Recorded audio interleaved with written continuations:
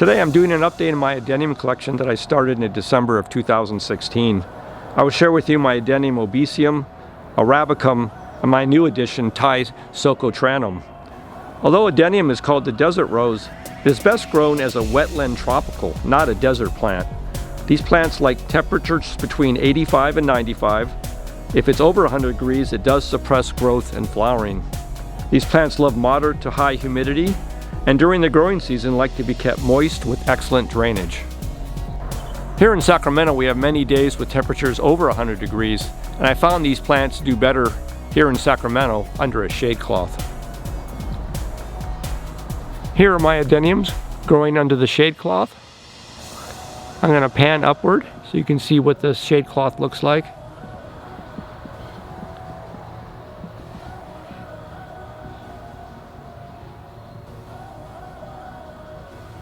I've noticed my plants definitely grow better under the shade cloth than they do in full sun, as there are many days here that are over 100 degrees.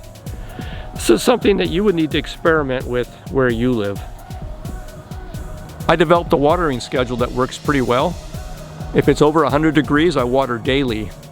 If it's between 90 and 100, I'll water every other day. And if it's under 90 degrees, it might be every 2 to 3 days. Here's one tip to determine if you're giving your plant enough water. If your plant is happy, your leaves will be flat, as you see here. If you're not giving enough water, you'll notice the leaf starts to curl. And the reason for this is it's conserving water by doing that. So I had a problem a couple years ago where my leaves were curling, and I wasn't sure what was going on until I finally figured out I wasn't watering enough. And as I started giving them more water, the leaves flattened and became completely flat, as you see here. Here are two of my Adenium Obesum plants. They're originally from Northeast Africa. The wonderful thing about these plants is they tend to flower almost all summer. They have a nice caudex, although not as thick as some of the other Adeniums, but again they're more known for their flowers. These plants grow more erect style than some of the other Adeniums. Here are all three of my Arabicums.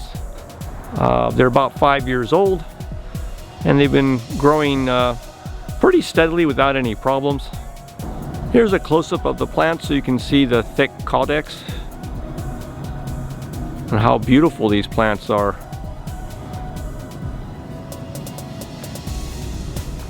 These plants in the wild grow up to be 10 feet tall, so growing them in these small pots is actually like growing these as bonsai plants.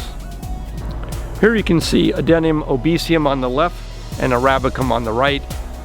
The Obesum is more erect with flowers, and the Arabicum is a little more squat with a thicker trunk or caudex. I actually prefer the Arabicums because they're just so unique looking with their thick trunk. In terms of fertilizing my plants, I use this dynamite cactus and succulent food.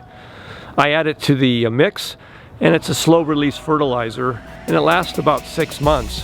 So you really don't have to mess around with fertilizer. Just as you water, it releases the nitrogen into the plant. And in terms of my plant mix, I'm using a cactus mix that you can buy at any store. And I add a little bit of peat moss to it to hold more water because I'm in such a hot climate here in Sacramento. This is the newest addition to my Adenium collection.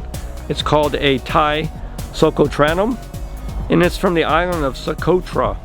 And from my understanding, these plants from Socotra were imported into Thailand, and then they were hybridized, and that's how it got the name of Thai Socotranum. So it's a Socotranum plant hybridized with some other plants. And the unique feature of these plants is they are even more squatty and more branches on the top. So extremely short plant with a lot of branching. This plant I bought a year ago, so it's still, fairly small, but hopefully in the years to come it will grow as the other Adeniums. I really like the way this plant looks. The branching is very unique. Here's a close-up. Very squat plant with a remarkable amount of branching. Really excited to see this plant grow over the next few years. Here's a wider view so you can see the difference between the Socotranum and the Arabicums. They definitely look different. I like to go over my winter care for these plants. Here in Sacramento, once the temperatures drop under 50 degrees, I bring them in for the winter, and I place them on the floor of my dining room where they receive a very minimal amount of light. And in terms of watering, I'll just water them once a month and keep them in the dining room for the remainder of the winter. And once the temperatures start warming up again in spring, I'll bring them back out again. Now, if you live in a climate where the temperatures never dip below 50 degrees, you can just leave them outside year long. But if you're in an area where the temperatures do drop, then you need to bring them in the house and let them go dormant. I water them again, as I said, just once a month, and that seems to work well here. Every spring when I bring my adeniums out, I will take this trunk and raise it about a half an inch. I'll literally just pull it up a half an inch, expose more of the trunk for more of a dramatic look.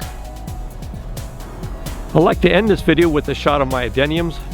If you're not growing adeniums, you should consider giving it a try. They're a very fun species to grow. They don't take a lot of room, and it's fun to watch these trunks enlarge year after year, so I highly recommend them. If you like this video, give it a thumbs up and subscribe.